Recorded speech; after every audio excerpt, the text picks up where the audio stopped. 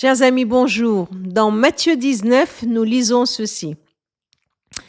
Pierre prit la parole.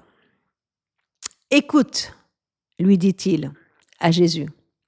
Nous avons tout quitté pour te suivre. Que se passera-t-il pour nous? Et Jésus répond, tous ceux qui auront quitté pour moi leur maison, leurs frères, leurs sœurs, leurs pères, leurs mères, leurs enfants, leurs champs, recevront 100 fois plus et auront part à la vie éternelle. C'est la question de Pierre surprend, interroge. On peut tout de même la comprendre, non? Elle surprend parce qu'en la posant, Pierre semble entrer dans une négociation avec Jésus. Quelque chose du genre, bon, écoute Jésus, tu vois tout ce que cela nous coûte que de te suivre. Il a fallu qu'on quitte notre job, notre famille. Franchement, on a tout quitté pour toi. En quelque sorte, il vient lui demander s'il n'y aurait pas un avantage supplémentaire, un bonus, un traitement de faveur par Dieu pour ceux qui ont tout donné.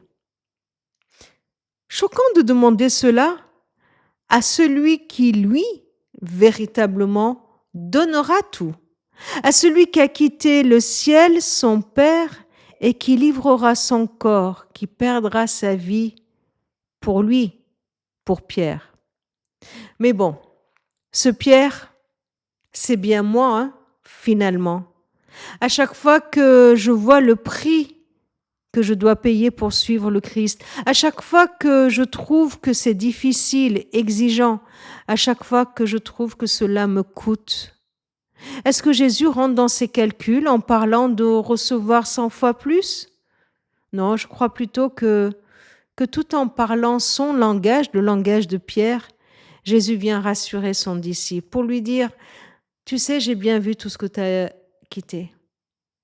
Là où Pierre emploie un mot indéfini, tout, Jésus définit ce tout en parlant de maison, de père, de mère, de champ, d'enfants.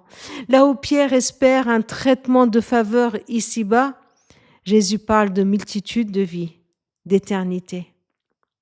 Jésus voit ce que tu as quitté pour lui.